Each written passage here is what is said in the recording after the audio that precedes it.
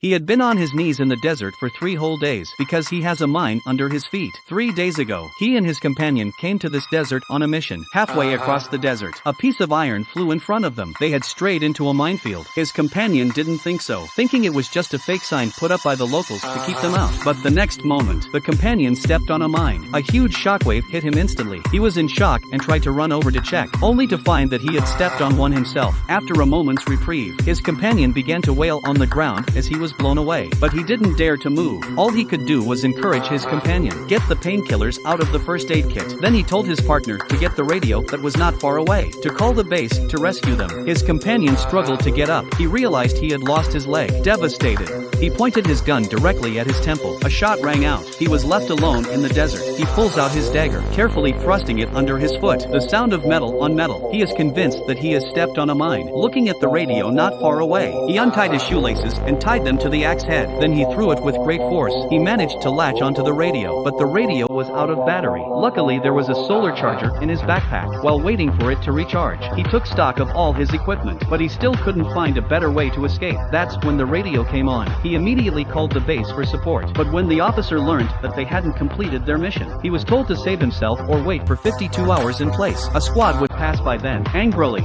he cut the link, but there was no choice but to wait. The water bag was empty. There were few biscuits left. At that moment, an eerie, strong wind blew. The sight of it in the distance makes him shudder. A sandstorm is coming. He immediately put all his gear in his backpack. He wraps a scarf around his mouth and nose. He thrusts his sniper rifle into the sand and holds it firmly in place with his battle axe, the most solid triangle structure. Just as he was ready, he disappears into the sand. If he moved, he would have been blown to bits, just like his comrades. Fortunately, the sandstorm soon passes, and the bodies of his teammates were blown over. He was lucky enough to find a few batteries in his teammate's body, but the radio was blown a few meters away. By now, he had been kneeling here for 10 hours. It would take another 43 hours for his teammates to arrive. He has long since run out of water. Desperate, he fired a few shots into the air, hoping that someone would hear him, but there is not even a bird in the desert. Just as he was about to give up on survival, a man appeared in the distance. He raises his gun and threatens to stop. He didn't expect him to walk right up to him. He hastened to stop it, saying that there were mines nearby, but the man followed a particular path. He came to him safely. The man offers to take his water bottle. He immediately asked the man to help him, to bring the radio that was not far away, but the man ignored him. He took off again along a special route. It looks like they planted these mines, so this man wouldn't help him at all. He had to hold back and took a sip of the yellow liquid. That's when a little girl, surprisingly,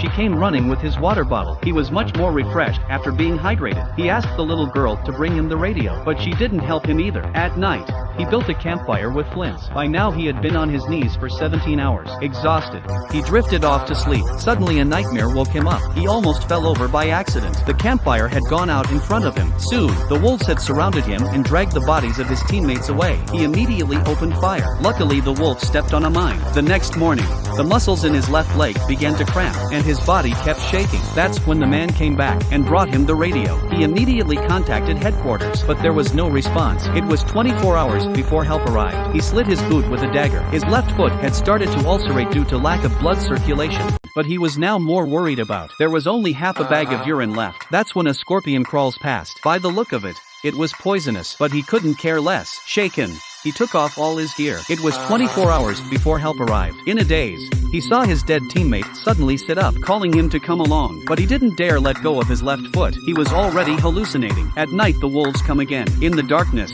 he can only shoot randomly in all directions. In the nick of time, he thrust 2 daggers into the ends of his shoes. He quickly dug a blast hole in the side with his sniper rifle. Then he left. He lost his legs, just like his teammates. Suddenly, a sharp pain brought him back to reality. A hungry wolf was tearing at him. Fortunately, it was just a hallucination. 45 hours after stepping on the mine, he was already severely dehydrated, but there are only 7 hours left until his team arrives. He must hold on. That's when the radio goes off. The officer says the support team has been ambushed. It would take another 17 hours to arrive. In an instant, all hope was lost. He whispered, "I can't hold out that long." His body, which had been tense for 45 hours, slowly relaxed, falling forward. As his left foot was about to leave the mine's position, a wooden leg is firmly planted on his left foot. It was the native. He said his right leg had been blown off by a mine. His daughter had died in that explosion. He hated the soldiers, but he was also impressed by his strength and perseverance. He told the soldier in front of him that if you take a brave step forward, all his problems would be solved. And with that,